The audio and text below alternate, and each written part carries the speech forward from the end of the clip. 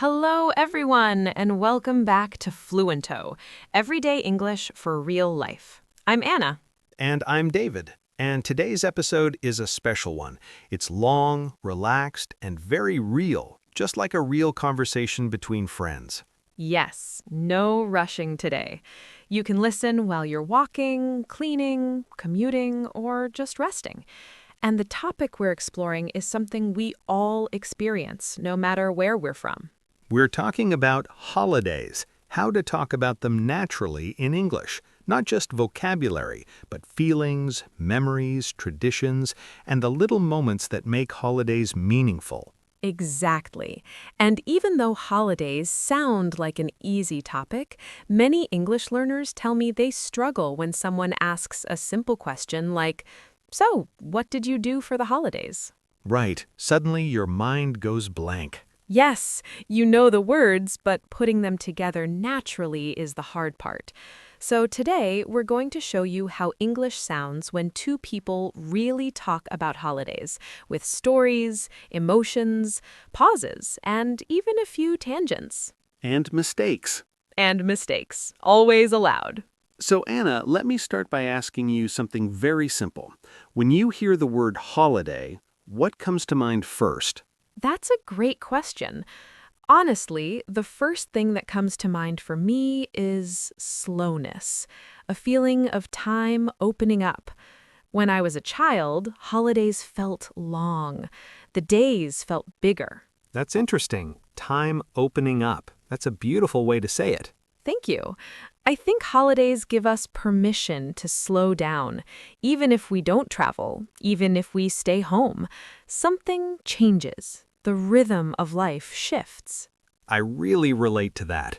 For me, holidays are very tied to memory, smells especially, like food smells. Oh, yes, smell is powerful. Extremely. For example, during winter holidays, the smell of cinnamon or roasted vegetables immediately takes me back to my grandmother's kitchen. That's such a natural thing to say in English. It takes me back to. For listeners, that phrase is very useful. This song takes me back to my childhood. That smell takes me back to my hometown. Exactly. And notice how we're not speaking perfectly or formally. We're just letting the memory guide the language. Speaking of childhood holidays, do you remember one that really stayed with you? Yes, one very simple holiday, actually. No travel, no big events. I must have been about 8 or 9. My parents decided we wouldn't go anywhere. We just stayed home for a week. That sounds peaceful already. It was, and at first I was disappointed. I wanted excitement. But during that week, we did very ordinary things together. Board games, long breakfasts, walks in the afternoon. And now, as an adult, you remember it. Very clearly. It taught me something important, that holidays aren't always about doing more. Sometimes they're about doing less together. That's such a helpful idea for English learners, too. When you talk about holidays, you don't need dramatic stories. Simple moments are powerful. Yes, you can say, "We didn't do much, but it was nice." That sentence is very natural in English. Very natural. And "we didn't do much" does not mean negative. It often means peaceful. Exactly. Context matters. You know what's interesting about holidays in English-speaking cultures? We often talk about them emotionally, not just factually. That's true. Instead of saying, "I traveled to X for 5 days," people say, "It was refreshing," or "I really needed that break." Yes, "I needed that break" is such a common phrase. Because holidays are connected to rest, mental health, balance. Let's pause for a second and gently help our listeners. If someone asks you, "How was your holiday?" you don't need a long answer. You can say something like, "It was relaxing," or "It was busy but fun," or "Honestly, it went by too fast." Went by too fast. That's another very natural expression. And very emotional. Anna, do you prefer holidays alone or with other people? That's a thoughtful question. I think my answer has changed over time. When I was younger, I wanted big family gatherings, noise, laughter, chaos. Chaos is the perfect word. But now I value quieter holidays, maybe one or two close people, long conversations, space to think. I feel the same. And this is something learners can talk about too. You can say, I used to enjoy big holidays, but now I prefer something quieter. That structure, I used to, but now, is incredibly useful. It shows growth, change. And it's emotionally engaging. People love hearing how others have changed. Let me ask you something slightly different. What's a holiday tradition you've kept, even as your life has changed?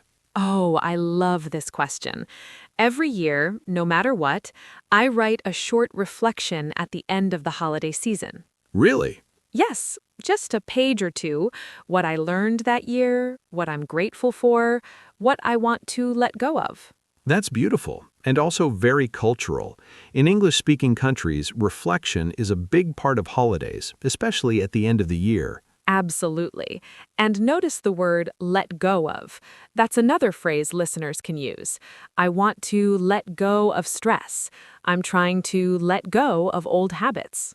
Speaking of culture, holidays can be very different across countries. Sometimes learners worry their holidays are not interesting enough to talk about. Yes, and I want to gently say that's not true. Not at all. What matters is how you tell the story, your feelings, your perspective. Exactly. I've had fascinating conversations about holidays I've never celebrated, just because the person explained what they mean emotionally. That's such an important point.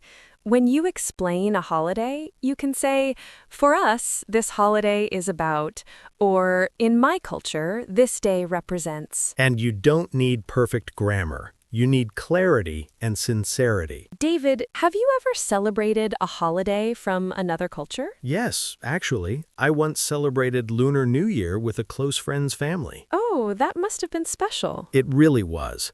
I remember feeling a little nervous. I didn't want to do anything wrong, but they were incredibly welcoming. Welcoming is a great word there. And I remember the emphasis on family, on respect, on starting fresh. It made me reflect on my own traditions. Reflection again. Holidays invite reflection. They really do. You know, something learners often ask me is how to talk about holidays when they weren't perfect. Ah, yes, the not-so-perfect holiday. Exactly. And this is where English becomes very human. You can say, it wasn't what I expected, or there were some challenges, but I still learned a lot. Or even, it was a bit stressful, to be honest. To be honest softens the sentence. It makes it real. Anna, what's one holiday that didn't go as planned for you? Oh, many. But one comes to mind. I planned a holiday thinking it would be relaxing. I had high expectations. That's dangerous already. Very. And everything went slightly wrong. Delays, bad weather. I felt frustrated. That happens so often. But later, when I talked about it with friends, I realized it became a good story, and I learned not to attach happiness to perfection. That's a powerful lesson. And a powerful story to share in English. You can say, at the time I was disappointed, but looking back, I'm grateful. Looking back, another great phrase. David, do you think holidays change as we age? Absolutely. When we're young, holidays are about excitement. When we're older, they're about meaning. Meaning, connection, and sometimes healing. That's a deep word, healing, but true. Some holidays help us reconnect with ourselves. And that's something you can express even with simple English. This holiday helped me rest. It helped me think. You don't need advanced vocabulary to be profound. Exactly. Anna, before we slowly move toward closing, I want to ask you one final question. If a listener is nervous about talking about their holidays in English, what would you tell them? I would tell them this. Your story matters, even if it feels small, Even if your English feels imperfect, speak anyway. That's beautiful. Holidays are about being human, and language is just a bridge. I love that. Language is a bridge. And every time you speak, that bridge gets stronger. So to everyone listening, maybe after this episode, take a moment.